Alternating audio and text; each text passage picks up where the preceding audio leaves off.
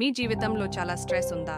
Over thinking, failures, relationships, social media distractions. Krishna చెప్పిన ఒక మతాలో అన్ని ప్రాబ్లమ్స్కి సొల్యూషన్ ఉంది. భగవద్గీత అంటే ఒక హిందూ గ్రంథం అనుకుంటున్నారా? కానీ ఇది ఒక టైమ్లెస్ లైఫ్ గైడ్. మీ మైండ్లో రోజుకి ఎంతోమంది ఓవర్ థింకింగ్ చేస్తారు.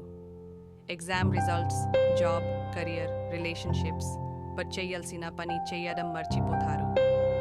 కురుక్షేత్ర యుద్ధం ముందు అర్జున కూడా ఓవర్ థింకింగ్తో ఇది నది కాదు అని చాలా భయపడ్డాడు. కృష్ణ చెప్పింది, నీ కర్మ మీద ఫోకస్ చెయ్యి, రిజల్ట్స్ గురించి ఆలోచించకు. ఈ ప్రిన్సిపల్ మన జీవితానికి కూడా అప్లై చేయాలి. వర్క్ని చేసి రిజల్ట్స్ని వదిలేయాలి. ఫోన్ ఓపెన్ చేస్తే 5 minutes అనుకుని 2 hours అయిపోతాయి కదా. సోషల్ మీడియాలో లైక్స్, ఫాలోవర్స్, రీల్స్ చూస్తూ టైం వేస్ట్ చేస్తున్నారా? కృష్ణ చెప్పరు, ఇది మాయా, అన్ ఇల్యూషన్. రియల్ లైఫ్ని మర్చిపోవడం మంచి విషయం కాదు. మన టైంని కంట్రోల్ చేయడం నేర్చుకోవాలి, లేకపోతే సోషల్ మీడియా మన లైఫ్ని కంట్రోల్ చేస్తుంది. అర్జున చెప్పడు, నేను యుద్ధంలో గెలవకపోతే. కృష్ణ చెప్పారు, ట్రై చేయకపోతే నీ జీవితంలో ఆల్రెడీ ఊడిపోయావు. మన జీవితంలో కూడా అదే. సక్సెస్ అంటే రిజల్ట్ కాదు, ట్రై చేయడం. మన జీవితంలో అందరూ మంచి ఫ్రెండ్స్ అనుకుంటే ఒకరోజు ఎవరు నిజమెవరు తెలుస్తుంది. కర్ణ దుర్యోధన మీద నమ్మకం పెట్టి తను చాలా కష్టపడడు, కానీ లాస్ట్లో ఏమైంది?